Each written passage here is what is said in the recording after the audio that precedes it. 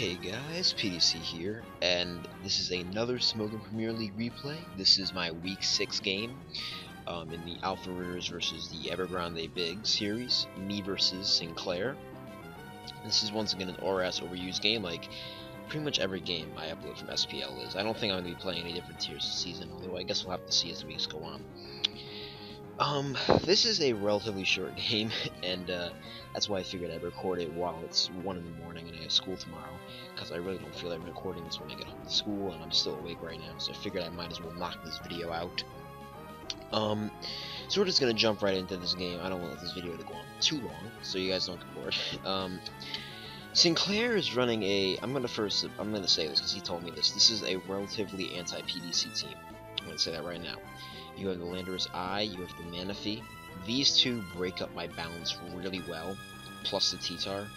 Sinclair told me that my only water resists and Landorus counters are usually stuff like Gliscor, which dies to HP Ice, and Slowbro / Latios. And Latios gets pursued, and he had Energy Ball Manaphy, so it couldn't tank it. And I gotta say, that was really good thinking on Sinclair's part. And if I brought my normal balance, which I kind of did, it would have been a lot more troublesome. So I think it was really good thinking on his part. Celebi, it's a do-nothing one, and as we all know, according to the rule of the rooms, if you bring Celebi, you're going to lose. He finished it off with Lopunny and Reuniclus. Lopunny destroys a lot of my offensive teams, so if Sinclair expected me to bring like a Dexy-esque offense team, Lopunny would have destroyed it. And then there's Reuniclus. Reuniclus beats some of my balanced teams, like straight up, aside from stuff like Gliscor, which in itself I think that was a little too much of a counter for him, because Reuniclus, although it is dangerous, sometimes it just does nothing against teams because it can't find a place to set up. But it actually does have quite a few areas to set up on my team, especially due to me running a Rocky Helmet Chomp, a regular Combine Clefable, and if he gets any chance on the Latios at -2, he can set up on that. So I was a little worried about it, but generally the rest of my team, my Life Orb Alakazam, which we'll see do work later, my SD knockoff Gliscor, and my Mega Metagross, these should be able to stop it relatively easy, especially the SD Gliscor. But we're going to go ahead and jump right into the game. I'm going to go ahead and decide to lead out with my Bones, my Rocky Helmet Chomp, and he's going to lead out with his Celebi. Now, we're both going to decide to get up Stealth Rocks turn 1. Neither of us have a way to remove it, since I am actually not running Defog Latios, I'm running HP Fire. He goes with a Psychic on my Garchomp. Honestly, I should have just went off the Gliscor here. There was probably really no reason to stay in and go for the Toxic, but it actually does help me out a little later on, as you'll see, the little residual damage I do get and how it plays a role in the game. I just decide to go out to switch out to my Gliscor now, and I guess, I figured Gliscor was the best switch possible.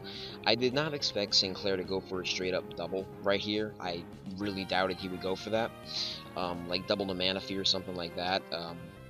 But he decides to Psychic again, and he's just going to go ahead and switch out now. I figured he could go to his Manaphy or his Lopunny. I do go for the knockoff here. I just wanted to get rid of something's item, and he goes up to his Lopunny, which quite obviously does not have an item, but it still takes a fair amount from the knockoff, which is really good and helpful. Now, the reason I went out to Clefable here instead of my Rocky Helmet Garchomp, so I'll stop this for a second, is because I wanted to make sure that he did not use Ice Punch. If he Ice Punched my Garchomp, I would have not gotten nearly the amount of damage I did get on it. And Clefable, I know, can tank, I think, 2 returns.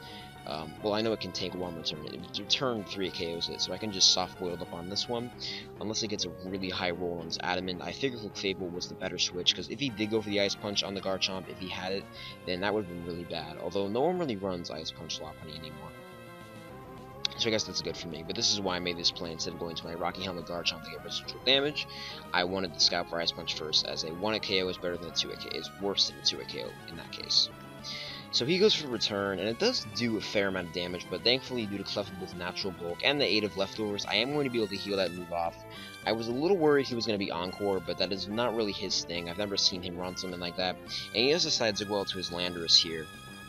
Now, I'll admit, I was a little worried at first about what this Landorus was going to do, and it definitely is a big threat to my team, especially when my really only counter to it is easily pursuitable.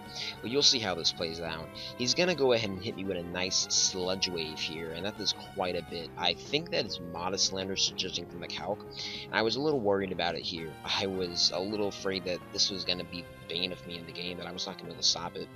But he goes out to his Celebi here, and I go for the Draco. Now, as you'll see, the little extra poison damage, I think it was around 12%. It did help me out in the end, as this scared Sinclair enough to switch out again. Now, I guess it kind of would have been the same thing in either way, I guess, but I ended up just deciding to recover here. I figured he would either switch to his T-Tar or something like that, which really does not concern me, as you will see, it works out quite well for me. Now, he's going to go ahead and kill my Latios, which, like I said, I am perfectly fine with. Latios, you know, it's not really doing much, and it's not like I could have avoided it. I suppose I could have double switched there, but as you'll see, this sequence plays out very well here. I go out to my Metagross here, my Mr. Self-Destruct, which is my signature name for it, and I just decided to go and fire off a Meteor Mash. I realize something is going to die here no matter what, even if it's something as simple as Celebi. This gives me quite a bit of momentum and a free turn to Mega Evolve. Now, Sinclair decides to go out to his Scarftar following the death of Celebi. He wants to get as much damage as possible on this Metagross, and I gotta say, before this Mega Evolved Metagross, I was really worried about this turn. I did not know if I was going to be able to win this game, but Metagross gets a nice quick 2 KOs in that short time span. And as you'll see, I realized Sinclair's only real option is to go out to his Lopunny. He could have went to Reuniclus, but I don't think he would have wanted to risk damaging it that early, or maybe he did, I don't really know. But as you'll see, this game situation now plays out very heavily into my favor.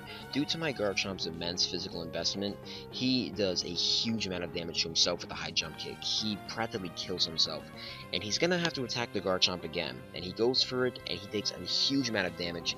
Lopunny is dead, thanks to the Rocky Helm plus Rough Skin. He cannot switch in anymore. And I just decided to go out to my Clefable here because I know Clefable cannot die to anything, and it does not let anything set up. Well, actually, it could let something set up. That something being the Landorus, so maybe this wasn't quite the best play. Technically, I think the reason Sinclair did not set up RP here is because he thought I was Sash Alakazam. He actually could have won the game outright, probably, if he decided to go for that. I guess that's why. He told me afterward he thought I was Sash Alakazam, as I just get run through by the Landorus. So he decides to go out to his Manaphy here, and he goes for the Tail Glow, and I realize, okay, he does not have any leftovers. I'm guessing this is a more offensive version. I don't believe it's a Rain Dance, since Rain Dance usually do run leftovers. So that was pretty good for me, and it also was not Calm Mind. Calm Mind, I think, would have just outright won, but his team did not scream Calm Mind to me at all. Now, I just decided to go for a Moonblast. Clefable is really not any use to me anymore, and neither is Metagross after this. Luckily, I do hit the Zen Headbutt, and I just decided, you know, let the Metagross die. There's really nothing I can do, and I'm pretty sure Sinclair is feeling real happy right about now. If he guessed right and Miss Alakazam was in fact Focus Sash, he wins with Reuniclus, or Landorus, or whatever. Well, actually, maybe he quite doesn't, because I guess it would still come down to a little few 50-50s. Like, I could go into Landorus, I could go into Gliscor and then double back, expecting a knockoff, something like that, but as you will see, this turn does not work out for Sinclair. I do 65% with this Life Orb Shadow Ball to his Reuniclus that he thought was a Sash Alakazam. This is a really key turn, and I gotta say, I was pretty proud of myself for not using Sash, because I think Sash Alakazam is kind of shitty. I think it's too weak in this metagame. Generally, I don't use it as a check to set up sweepers, I just use it as a sweeper because of how it destroys balance outright. So Sinclair is very surprised here when he noticed that the Shadow Ball does 65%. And due to rolls, I know that this Reuniclus is going to die. So he dies to the Life Orb Shadow Ball even after +1. I calced it and I made sure he died. I did get kind of a low roll on this one, but in the end I guess it didn't really matter. The first Shadow Ball got a relatively low roll, but I guess it didn't really matter.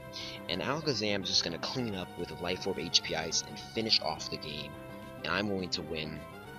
And my nasty Alakazam allows me to go 5-1 in SPL. So this is I think this was the clinching win game versus the Bigs.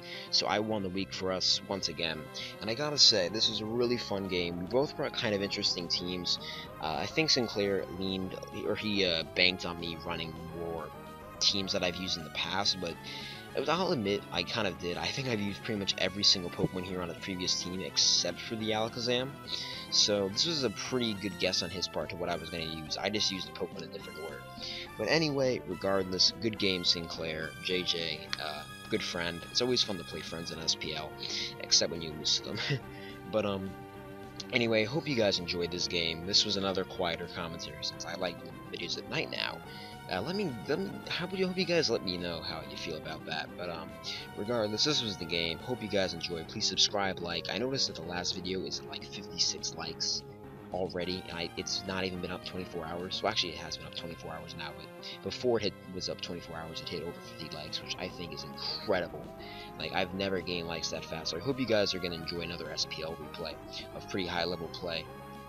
Although I don't really think many huge plays are made in this game. But regardless, I hope you guys enjoyed the video. Thank you all for watching, and I'll see you all on the next one. Peace.